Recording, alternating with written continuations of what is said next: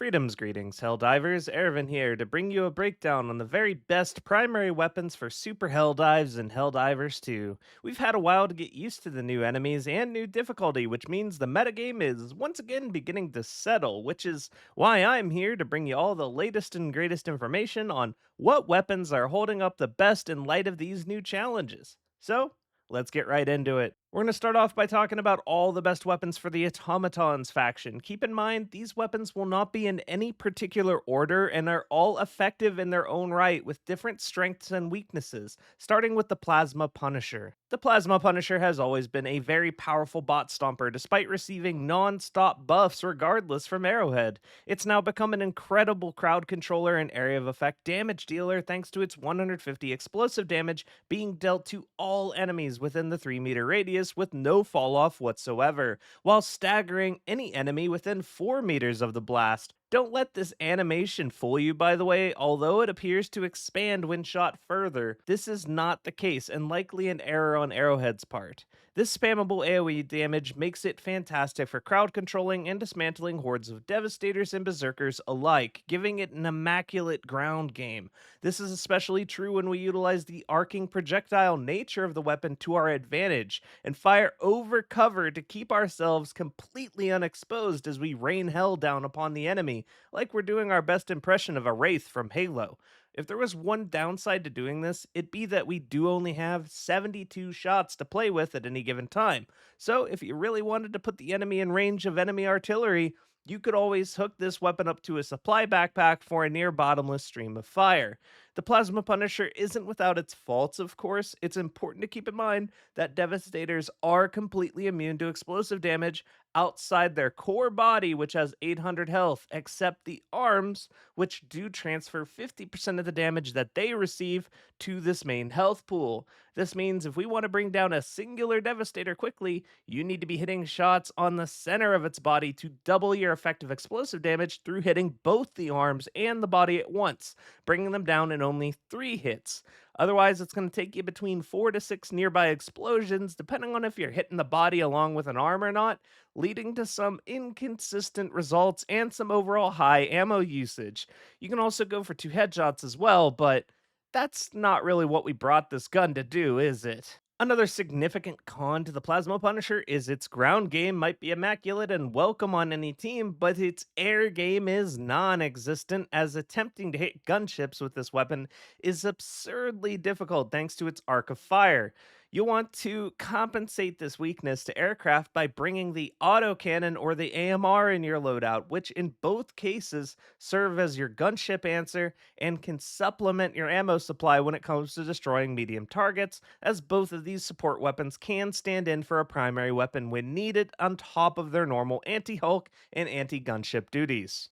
The next primary you're going to want to be considering for Super Helldives is going to be the Diligence Counter Sniper. This weapon has been in the discussion ever since Arrowhead saw fit to grant it 12 extra damage, allowing it to hit the all-important Devastator one-shot headshot breakpoint consistently through damage fall-off out to 100 meters.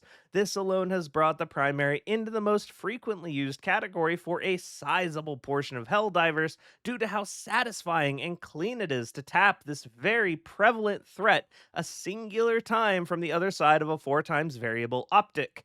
Thanks to its scope and key damage breakpoint, this makes the Diligence Counter Sniper one of the few weapons alongside the anti-material rifle that you can actually cover allies and snipe enemies from range reliably, but also relatively quietly, lending its viability to stealth gameplay. When it comes to the cons of the weapon, however, there are many. Despite having medium penetration, its class 3 pen value is relatively useless, as it does next to no durable damage, only a measly 14 of its 140 ballistic. So when it comes to damaging durable parts such as the gunship thrusters, Devastator chest plates, and Factory Strider chinling guns, the DCS is next to worthless for this task. Lacking any form of stagger, the weapon is truly a one-trick pony and a skill issue primary if there ever was one. You either click heads or die trying. The DCS in the steady hands of a skilled Helldiver will never be a bad addition to any Super Helldive against the automaton threat, however. Now, there are tons of solid options when it comes to the bots, as the primary metagame in this faction is actually extremely healthy. But the next weapon I want to bring up in this video is going to be the good old Plasma Scorcher, a weapon that has remained a popular option dating back to when it was the only worthwhile automaton primary in comparison to other weapons. Nowadays, it's still strong, but in a more jack of all trades, master of none sort of way.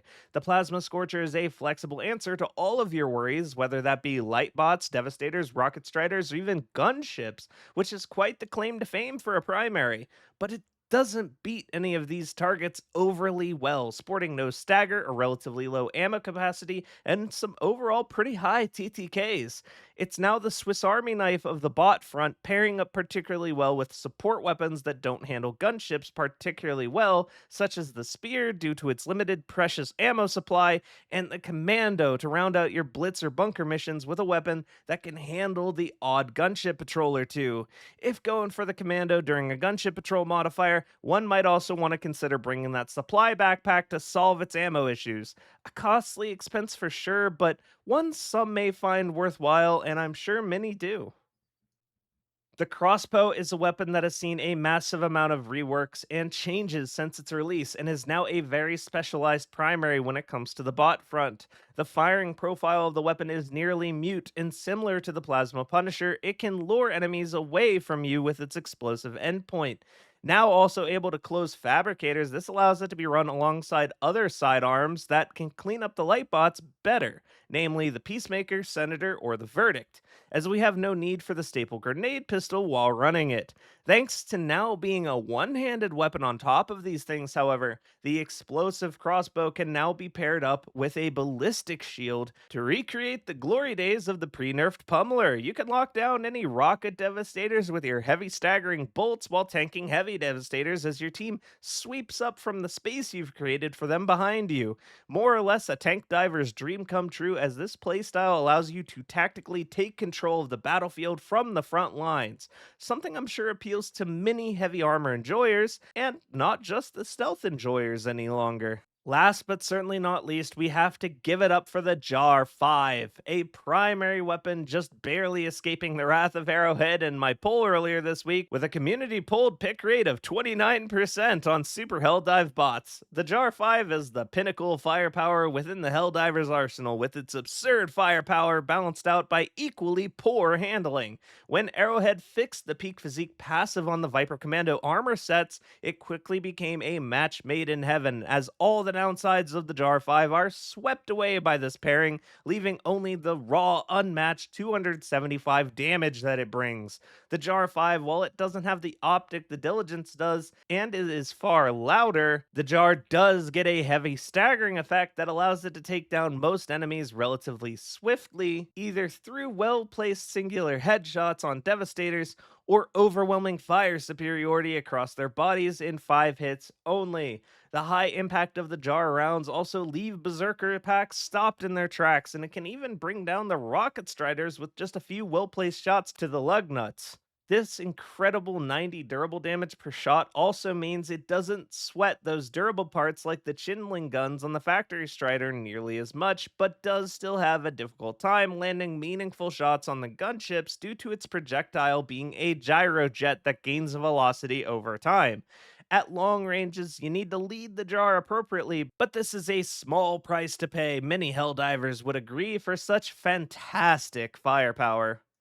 Now, getting into the more creepy crawly side of things with the Terminids, there is a much more rigid meta in place, as a stagger, fire, and medium penetration are the key aspects that make a bug gun not just good, but top shelf. When it comes to 2 out of 3 of those factors, accept no substitute and take the Arc 12 Blitzer.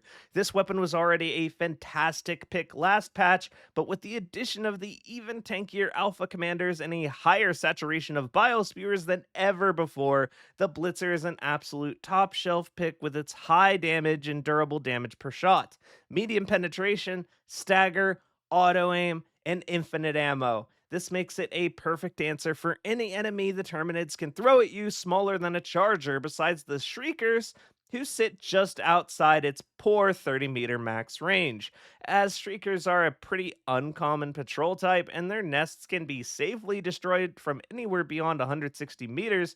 This downside will be more than acceptable for anybody willing to utilize its relatively low rate of fire for a very fight and flight based playstyle involving a lot of kiting. While the Blitzer may not slay all your enemies as quickly as the other guns we'll be talking about, it does have the highest variance when it comes to targets it's effective against and does make you practically untouchable as long as you stay on the move. Its kiting playstyle does make it weak for those 20-minute rocket missions, however, as we really can't afford to kite forever there. We have teammates to worry about as far as friendly fire goes, and the corpse piles can start blocking up your shots. In all other mission types, however, the Blitzer is an absolutely top tier pick, and I highly recommend giving this industrial strength bug zapper a try on your next super hell dive.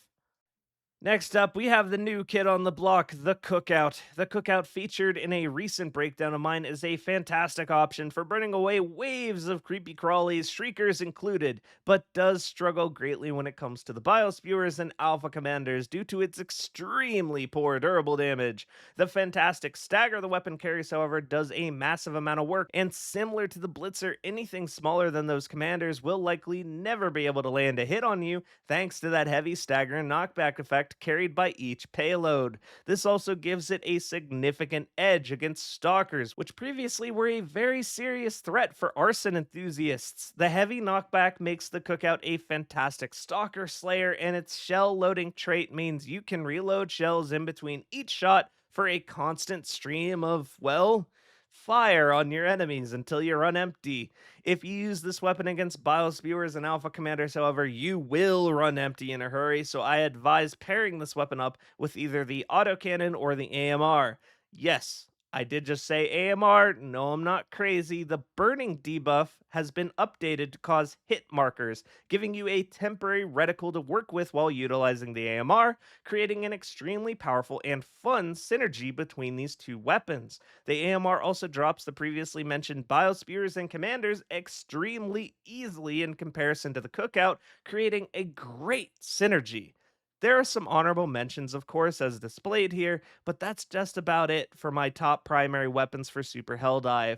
Hopefully you found the video helpful and have a better idea of what the top performers now look like with the shakeup that was the Escalation of Freedom update. Thanks for watching till the end, and have a wonderful day. I'll see you next time. And now, another helpful tip from General Brash. Erevan has tested the full might of our arsenal against the enemy to give us crucial information on what weapons are the most effective. For this, I am ordering all active Helldivers to like, comment, and subscribe to his channel. Failure to do so will see a 50% increase in rage. Bait within your YouTube feed. Brash tactics. Use them or die trying.